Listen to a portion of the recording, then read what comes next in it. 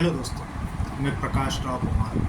हमारा कानून हमारी समझ से। हमने पिछली बार अन्य कानूनों के विषय में जानकारी प्राप्त की। आज हम एक महत्वपूर्ण कानून पर चर्चा करना चाहते हैं। कानून है भरण पोषण। भरण पोषण क्या है, किस कानून के तहत है और कौन उसको प्राप्त करने का अधिकार है।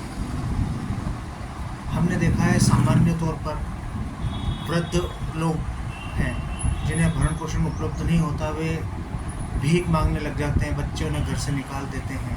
तो क्या भरण पोषण प्राप्त करने का अधिकार उन वृद्ध माँ बाप का है, उस पत्नी का है जिसने आपके साथ जीवन आगे बढ़ाना तय किया है और किसी कारण से आपने उसे परित्याग कर रहा है? क्या वो भरण पोषण पाने के पात्र है?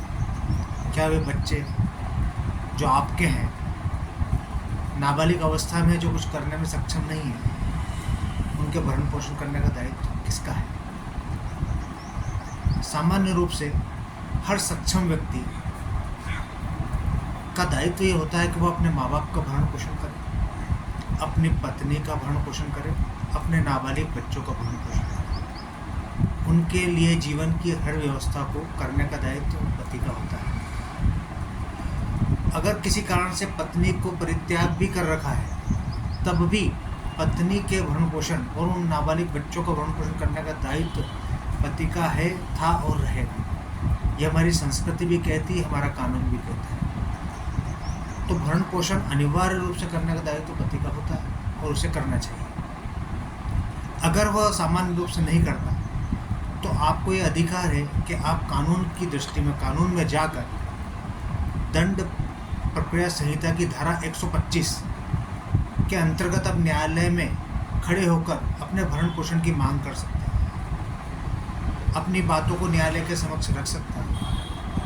अगर किसी कारण से पति भरण पोषण नहीं देता तो न्यायालय उसे आदेशित कर सकती है कि वो भरण पोषण का भुगतान करे, आपके जीवन निर्वाह को चलाने में मदद करे।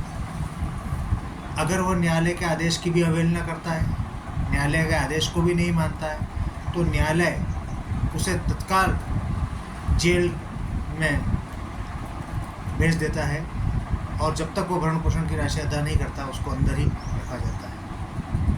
भरण पोषण का ज्ञान होना हर व्यक्ति को, हर वृद्ध माँ बाप को जरूरी है, उन बच्चों को जरूरी, महिला को जरूरी है। भरण पोषण का ज्ञान होने से ही वह आप कानून में मदद ले सकते हैं।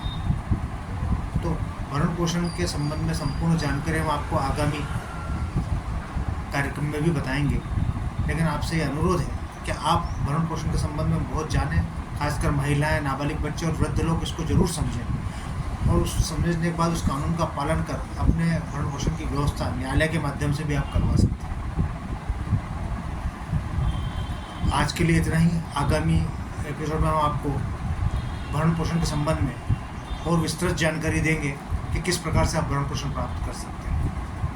आप हमारे चैनल को देखते रहिए, सब्सक्राइब कीजिए।